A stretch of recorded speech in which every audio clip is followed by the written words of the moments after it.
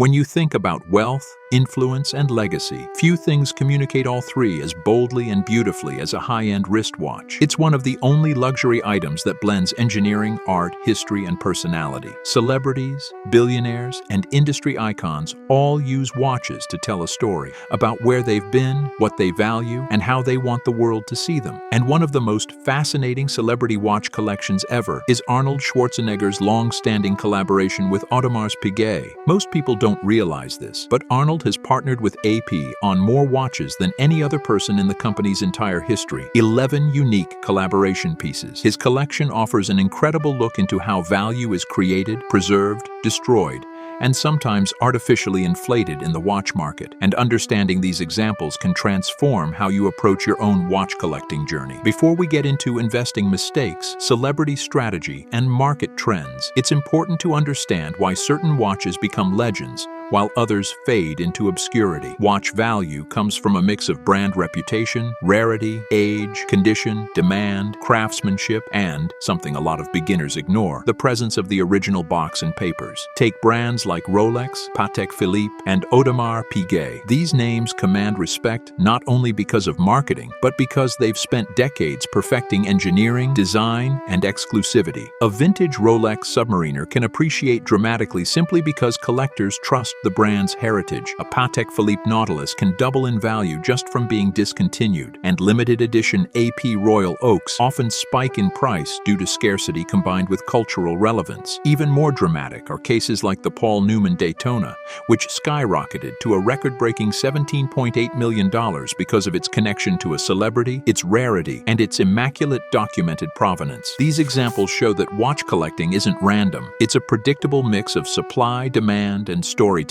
Arnold's collaborations with AP perfectly illustrate how these value factors work in real life. Start with the massive Audemars Piguet All-Stars Offshore in 48mm rose gold. A watch so large and heavy you practically need to be a bodybuilder just to lift your wrist. Originally retailing at $83,100, this piece became iconic not only because of its size, but also because it supported Arnold's All-Stars after-school charity for underprivileged kids. Collectors love when a watch has a story, and few stories are better than a celebrity using their platform for something meaningful. Then there's the Jules Audemars All-Stars Perpetual Calendar Chronograph, retailing between $111,000 and $116,000 depending on case metal. Mechanically, it's stunning. A perpetual calendar with a chronograph complication is one of the most difficult things to engineer in watchmaking. But here's where the market teaches an important lesson. Even complexity doesn't guarantee popularity. Because the Jules Audemars line isn't as desirable as the Royal Oak lineup, these watches now trade for about 30 to 40% off retail. This shows how much design language and cultural demand can outweigh pure technical achievement. It gets even more interesting with the Jules Audemars All-Stars Dual Time. This watch flopped immediately and fell from an $85,000 retail price to around $25,000 today. That's a staggering drop. The lesson? Not every collaboration succeeds, not every celebrity piece becomes collectible, and not every limited edition is automatically valuable. But then you have the opposite example, the AP Royal Oak Offshore End of Days, inspired by Arnold's movie. Originally in the low teens, one obsessive East Coast collector started buying as many as he could, artificially inflating the price to over $60,000 at its peak. While the spike wasn't organic, the watch still remains highly desirable today, trading around $20,000, still well above its original retail. This shows the power of hype, scarcity, and cultural nostalgia in driving watch value, even when early price movements aren't entirely natural. One of the rarest Arnold pieces ever made is the Audemars Piguet Jules Audemars XX 6th Day Chronograph in titanium and platinum. This watch wasn't even publicly sold. You had to donate $29,000 at the movie premiere to get one. Because it never circulated widely, it's barely traded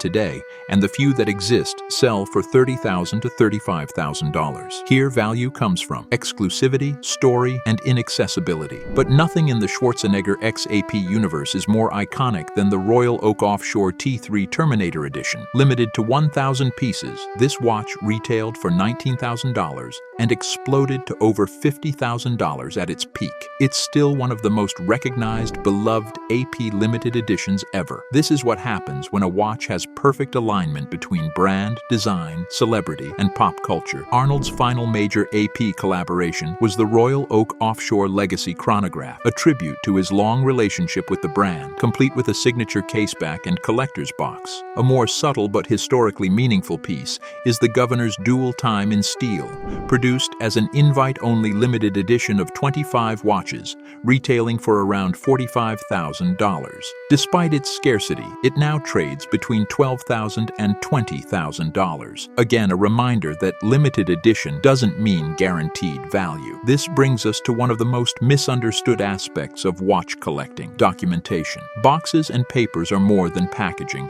They are the birth certificate, passport, and trust signal for a watch. The presence of original documentation can increase value by 20 to 50%, especially for modern watches. Missing papers can instantly slash value because collectors become uncertain about authenticity, originality, service history, and ownership chain. It's similar to buying a purebred dog. Pedigree matters. And when you're spending thousands or tens of thousands of dollars, that proof becomes everything. For collectors, the rule is simple. Never throw away your box and papers. Store them safely, protect them from heat and humidity, and keep any service receipts. They will matter later, especially if you ever intend to sell, insure, or pass down your collection. The biggest mistakes new collectors make often come from impatience. Some people buy watches without documentation. Others chase hype pieces at inflated prices. Many ignore conditions, scratched bezels, over-polished cases, and damaged dials. Some buy heavily modified watches thinking they're a deal, only to find out the market rejects Franken watches. Experts constantly warn beginners to slow down, research reference numbers, understand the service history, and buy the seller before the watch. When you're new, join watch forums, follow reputable resellers, compare listings, and understand average market pricing. Watch auctions and recent sales reports can reveal patterns: why some watches spike, why others fall, and how taste shifts over time. Celebrity collections can also teach powerful lessons.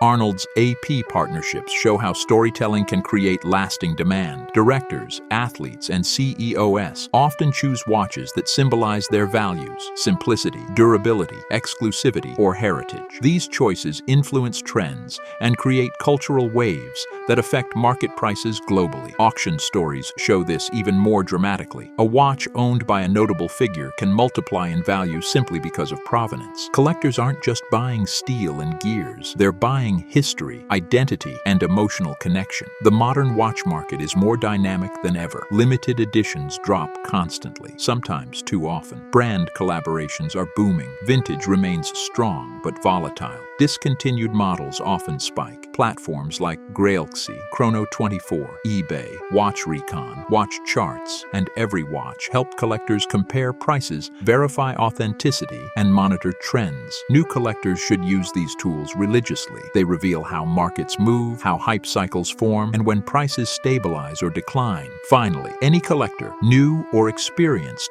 should rely on a few timeless rules. Always check reference numbers, verify authenticity with trusted dealers, research the typical selling price, understand the watch's service history, and consult experts when necessary. Watches are mechanical, and like all machines, they require care. A poorly serviced movement can destroy value. An unauthorized modification can eliminate it completely. What makes watch collecting endlessly fascinating is the way each piece carries an ecosystem of meanings far beyond its materials. A watch is never just a watch. It's a story about craftsmanship, culture, economics, and personal identity. And when you look at collections like Arnold Schwarzenegger's, you realize that watches can serve as timestamps in a person's life, markers of achievements, milestones in careers, symbols of values, and snapshots of a particular era. Every collaboration Arnold did with AP reflects a moment in pop culture: the rise of action films in the 90s and early 2000s, the surge of oversized case designs, the introduction of bolder, cinematic aesthetics in watchmaking, and the merging of Hollywood storytelling with high horology. This kind of connection is part of what makes certain watches so compelling and why they continue to attract collectors decades later. The emotional narrative intertwined with mechanical beauty is what transforms metal into meaning. But emotional value is only half the equation. The market itself is driven by a strange blend of human psychology and supply economics. Collectors often act as much on instinct as rational analysis. When a watch gets a sudden wave wave of attention because a celebrity wore it, a movie featured it, or a viral post showcased it. Prices can shift quickly. This herd behavior creates short-term surges, which then settle into long-term market corrections. The APT-3 Terminator is a perfect case study. It exploded because it captured the exact aesthetic of its era, oversized, industrial, futuristic, and combined it with Arnold's film legacy. When the hype cooled, the price stabilized at a level supported by genuine collector demand rather than speculation. A watch's long-term value depends less on social media buzz and more on timeless factors: iconic design language, historical significance, strong brand heritage, and mechanical reliability. One of the quiet truths in watch investing is that enthusiasts often underestimate how much small details influence value. Something as simple as the font thickness on a vintage dial can shift the price by thousands. A specific bezel insert color, faded tropical brown instead of standard black, can command a premium. A certain patina might make a collector fall in love with a piece, while another collector might see it as damage. That's why collectors often say that buying watches requires both the eye and the ear. The eye to recognize aesthetic beauty and correctness, and the ear to listen to the watch's story, the brand's history, and the seller's credibility. As you dive deeper, you start noticing subtleties you overlooked before: lug shape, case bevels, crown guards, bracelet tightness, movement finishing, rotor decoration, and even the precision of hand alignment. This level of detail becomes even more important when discussing celebrity or limited edition watches, because small inaccuracies can reveal whether a piece has been modified, polished too aggressively, or serviced with non-original components. A tiny replacement part not sourced from the brand can tank the value. The world of high-end watches is demanding because each detail is part of the identity of the watch. When something changes, the authenticity of the narrative changes too, and the market reacts accordingly. This is why collectors repeatedly emphasize the importance of buying from reputable sources and verifying every reference number, movement code, and case-back engraving. One area where beginner collectors often get trapped is the misconception that rarity alone equals value. Arnold's Governor's Dual Time is the perfect counterexample. Only 25 pieces exist, yet the watch sells for a fraction of similar AP references. The market cares about rarity, yes, but it cares equally about desirability. A rare watch with unappealing design language, or one that doesn't resonate with collectors, may end up being rare for a reason. Not enough people wanted it. Conversely, a watch produced in relatively larger numbers, like the Rolex Submariner, can be worth far more because demand dramatically outweighs supply. In essence, value is a negotiation between scarcity and desire. The best investments strike the perfect balance. The more you observe the watch market, the clearer it becomes that collector psychology is driven by three major forces: historical narrative, technical achievement, and emotional resonance. Historical narrative refers to the watch's place in time, its associations with events, people, and movements. Technical achievement refers to complications, innovative materials, or breakthroughs in engineering. Emotional resonance is the human connection, the "I love how this makes me feel" factor. Watches that perfectly combine these three elements often become grails. Some APX Arnold pieces qualify because they capture important cultural moments and marry them to bold, unmistakable design. The concept of emotional resonance is especially powerful because it often overrides rational judgment. A collector may know that a watch is trading at a premium, that it has declined from last year's price, or that it might not appreciate significantly in the future, but the joy of wearing it, the feeling it gives, the memories it evokes, still justifies the purchase. This is where watch collecting becomes deeply personal. It's the reason someone might choose a $200 Seiko over a $20,000 Rolex. Emotional connection outweighs financial metrics, and that's perfectly valid. In fact, the healthiest collectors maintain this balance, understanding the market while still prioritizing personal passion. Another fascinating insight is how watches become symbols of identity within certain fields. Entrepreneurs gravitate towards steel sports watches because they project discipline and minimalism. Musicians often prefer bold, expressive designs. Athletes choose durable, oversized watches that reflect power and physicality. Politicians gravitate toward understated pieces to convey seriousness. Arnold's AP collaborations reflect his identity: strong, imposing, cinematic, dramatic, with a touch of extravagance. When a watch mirrors the personality of the wearer, the pairing becomes iconic and that iconography drives long-term collectability. This is also why the provenance of a watch, its ownership history, can create massive price swings. A watch worn by a celebrity, president, athlete, or actor gains layers of meaning that transcend the object itself. It becomes an artifact. When collectors buy watches once owned by icons, they're not just buying steel and sapphire crystal, they're buying a piece of cultural legacy. That's why Paul Newman's Daytona sold for nearly $18 million.